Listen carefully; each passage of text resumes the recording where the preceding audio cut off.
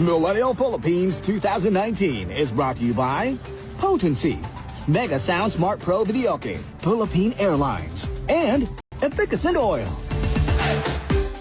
Cover the home of Kapeng Barako and Balisong with Miss Teen Millennial 2018 and the first ever Miss Millennial Batangas, JB Lynn Villamar Cawibes.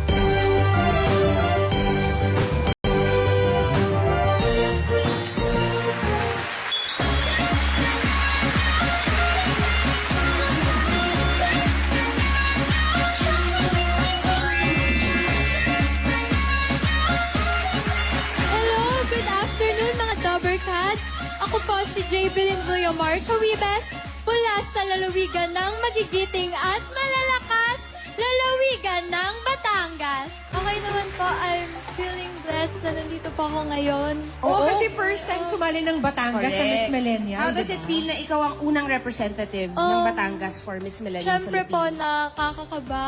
Nakaka-pressure po, pero sobrang saya ko po kasi po, ako po yung unang representative ng Batangas and I get to showcase the beauty of my province And po. yan is very young, oh. Oo nga. So, enjoyin mo lang. Huwag ka masyado That's magpa-pressure. right. Just enjoy the experience. Yan, ano ba yung mga dapat naming hindi palampasin sa Batangas? Siyempre po, Napakalawak, di ba? opo.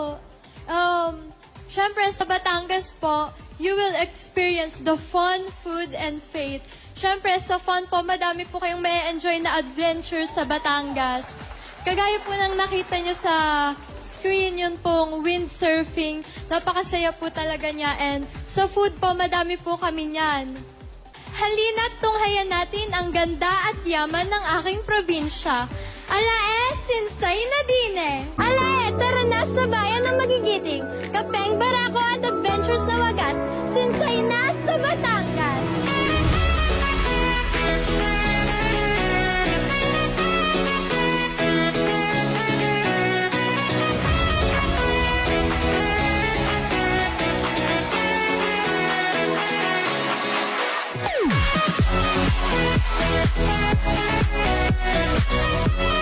Mga Dabbercats, tara mag-windsurfing tayo.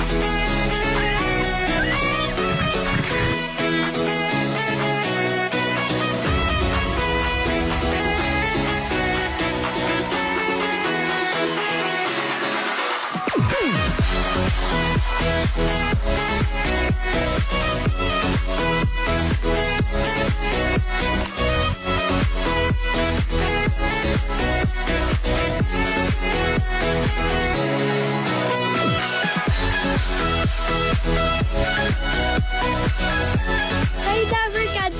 Alam niyo bang ito ang pinakamataas na Mama Mary sa buong mundo? At mas mataas pa ito sa Statue of Liberty? Javelin Villamar Cawibes, your Miss Millennial Batangas 2019, sinsay na din sa bayan ng magigiting Rich Batangas.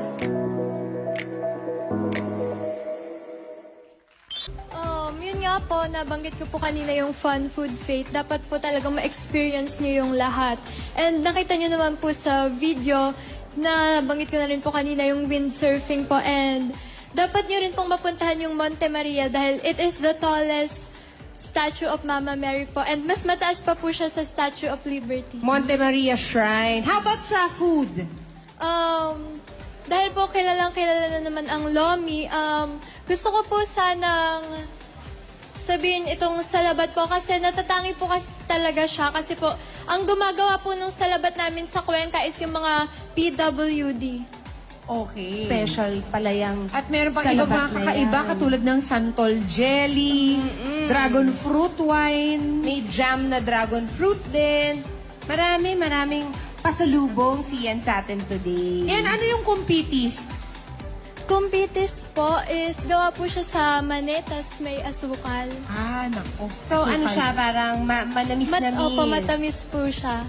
Ano pa ang kakaibang pagkain dito, Yen? Itong Londres, ano ito? Galing po yan sa Bawan. Tinapay po yan from Bawan, Batangas.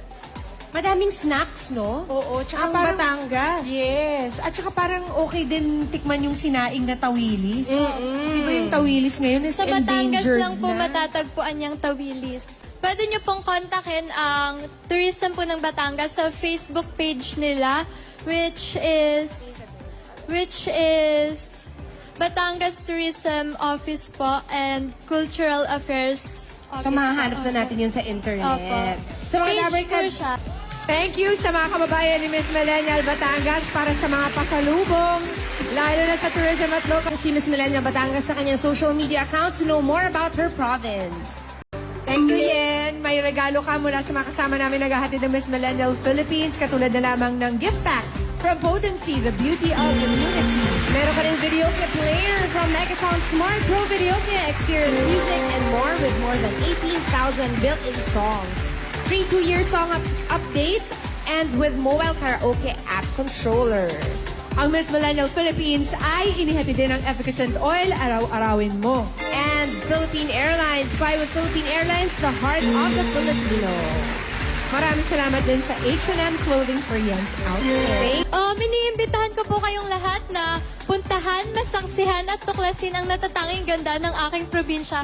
Tara na! Come, see, and experience the fun food fete in my rich Batangas. And basta something for you. Salamat, Yen.